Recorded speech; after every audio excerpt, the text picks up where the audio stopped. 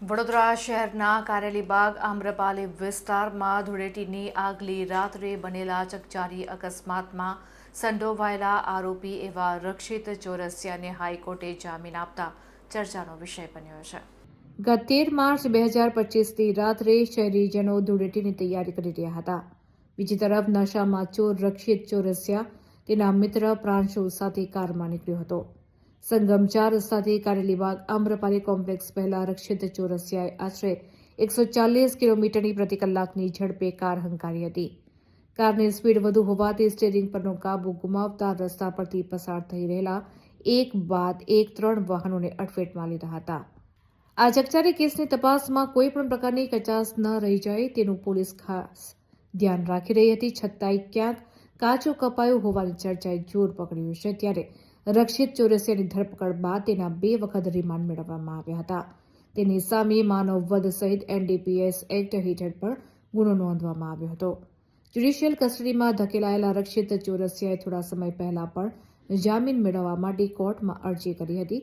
જો કે વડોદરાની નામદાર કોર્ટે તેના જામીન નામંજૂર કર્યા હતા. ત્યારબાદ જામીન પર છુટકારો મેળવવા રક્ષિતે ગુજરાત હાઈકોર્ટનો દરવાજો ખખડાવ્યો હતો. જેમાં આજ રોજ રક્ષિત ચોરસિયાના હાઈકોર્ટે જામીન મંજૂર કરતા પોલીસ કાર્યવાહી અને તપાસ સામે સવાલો ઉઠી રહ્યા છે. જો રક્ષિતને અત્યારે ગઈકાલે નામદાર હાઈકોર્ટ તરફથી એમને જામીન આપવામાં આવેલી છે. માર્ચ મહિનામાં એનો અટક થયેલો, ડિસેમ્બર મહિનામાં જામીન મળી છે. હવે આગળ જોઈએ, કેસ ચાલશે ત્યારે બાકીની. આજે રક્ષિતકાંતનો જે કેસ ચાલી રહ્યો છે એને 1 વર્ષ ઉપર વીતી ગયા છે. ના, માર્ચ મહિનામાં તો ફરિયાદ થઈ શિવરાત્રીના આગલા દાડે. હોળીના દિવસે આ રાતના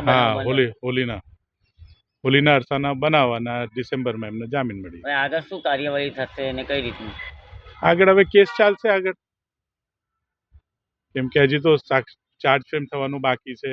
પછી ચુકાદો સાહેબ ક્યાં સુધીમાં આવશે એ તો હજી બહુ વાર લાગશે, કેમ કે સરકારે લગભગ 6000 પાનાની ચાર્જશીટ રજૂ કરી છે. અને જામીન મંજૂર થયા ત્યારબાદ પોલીસે પણ અનેક સવાલો ઊભા કર્યા છે.